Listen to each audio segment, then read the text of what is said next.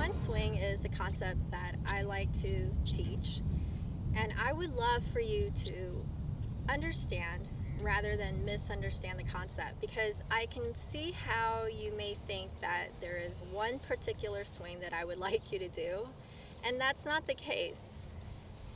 I would like for you to learn the fundamentals that all good golfers have, and then if you want to have your own style, that's okay.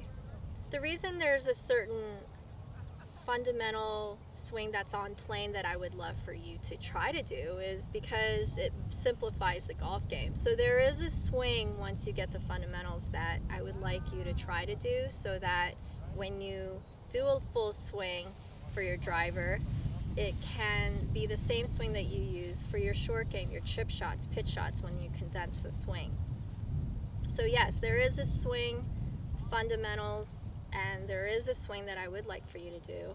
But if you have the concept of some of the fundamentals that I teach, then you can have a loop in your swing. Now, a lot of you say, well, Jim Furyk has a loop in his swing, so why can I swing every which way? That happens often when people see a swing that has idiosyncrasies that pros do, that you feel like you can do any swing you want. But this is what I would recommend.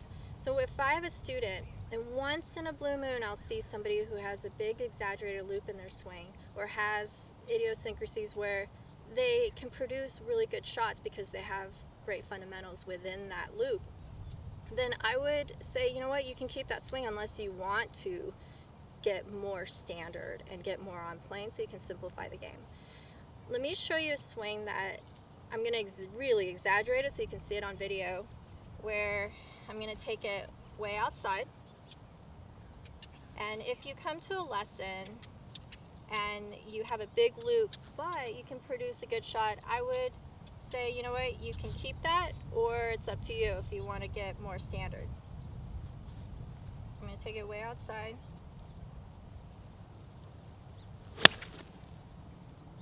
And if you can hit it pretty solid,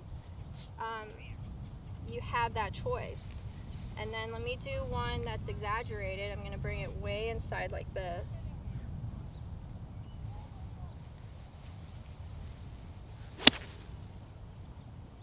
And you can pretty much hit the ball and turf. You bottom out consistently and it's up in the air and you're hitting in the center of the club face. Great. I mean, you can still play great golf that way, and I wouldn't want to change that unless you want to. But I do recommend, for most golfers, I mean, Jim Furyk and all the golfers on tour, again, they have the right fundamentals, but when they have their own style, don't get confused with fundamentals and style. When they have an upright swing or a flat swing or a loop in their swing, they practice like crazy. I mean, they practice all the time. But two, they have great athleticism and hand-eye coordination. And because they practice a lot, they can have more swings. So when I tell you that, you know, I don't really recommend this motion unless you've done it for so long, you're having good results, is because when you condense the swing to a short game, if you take it out like this, you don't have time to wrap it around and compensate. You don't have time. If you have a full swing, you have time to compensate that loop, whether it's this way or that way. So you're not going to see somebody who has a big loop in their driver swing and iron swing and have a big loop in their putting stroke. You don't have time to compensate that. So then they'll have more of a standard takeaway. But why not have the standard takeaway for every part of your game? Especially for those of you who don't have time to practice.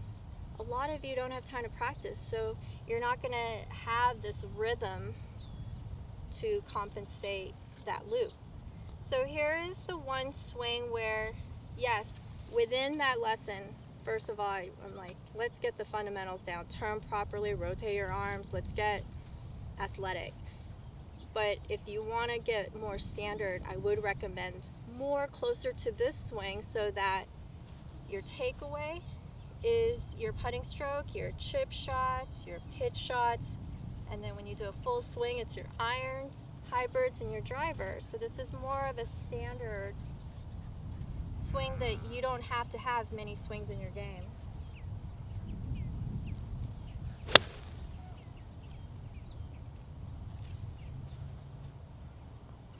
And just now, if I practice this with, let's say, a 7-iron or pitching wedge or a hybrid, I'm practicing it for my driver, I'm practicing the takeaway for my putting stroke. So that's why I do love teaching the one swing concept, because you don't want to think like most people where, okay, well, when you watch the pros, they're doing every which swing, like I can swing any way I want. That's not the case. I look at the swing as two swings, one that's fundamental and one that's not. And most pros that you'll see have fundamentals. That's why they hit it long, accurate, and they have great feel. Now, if you have a loop in your swing, or you think you're on plane but you're doing a lot of fundamentals wrong, you'll know, and I'll know, because if you come to a lesson and you're like, I don't want to change my swing, but you're hitting it over there, some high, some squirrely, you know, the divots are behind the ball, you're hitting it fat, thin, it's going everywhere, yeah, I'm going to want to change your swing. And you should be grateful that I want to change your swing, because I don't want you to keep repeating that inconsistency. So I hope that you can understand this one swing concept more. It's something that I would love for you to try to get on this path of fundamentals, and then most of you, some of you, if you have idiosyncrasies in your swing and it works and you hit good shots, stay with it if you want to. But for most of you, I'd love for you to get on a simple path where golf is easier, more simplified, and effortless, so you can play your best golf. Have fun, take care.